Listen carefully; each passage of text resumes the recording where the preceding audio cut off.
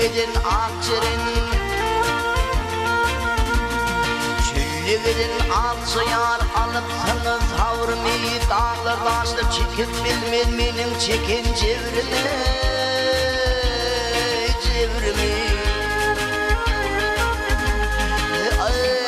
Yedim gülüm gel vermeyen kaçıp yürmen doğru mu?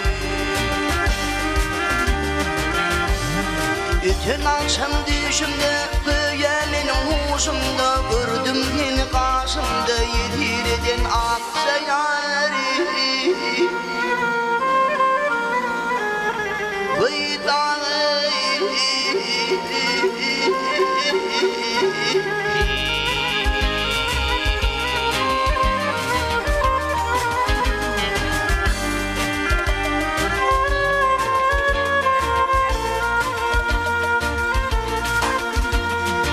Yol yürüyenli kervanlar Yol yürüyenli kervanlar Kapıl yerde yatmayan Çölle giden mergenler Çilemenem atmayan Hey gündümdeki ağır günler Men başımdan ötmeyen Canım edip hidaya Yalvarıp men Hudaya Ömrümü türdüm ayatana diyen akçayarı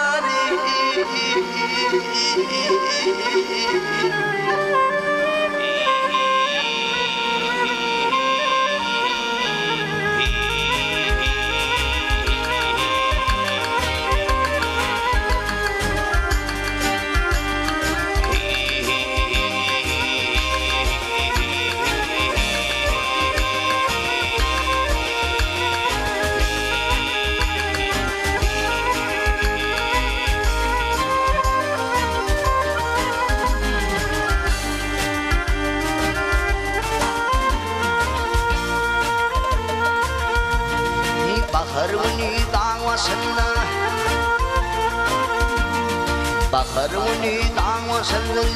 limir bulutlar bulut oynar yıllarımın çakısı dey çanıtlar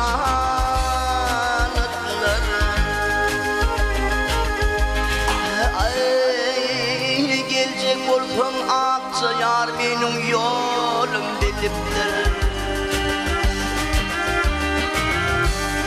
Meni yada salmadın, ağır halim bilmedin Ödün gelip almadın, banıp bilmen akçayarı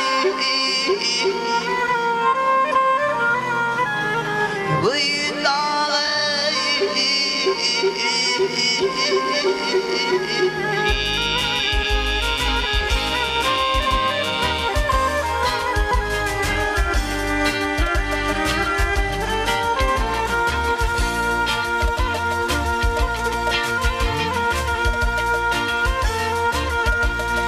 Yeğnimdeki kızıl ketin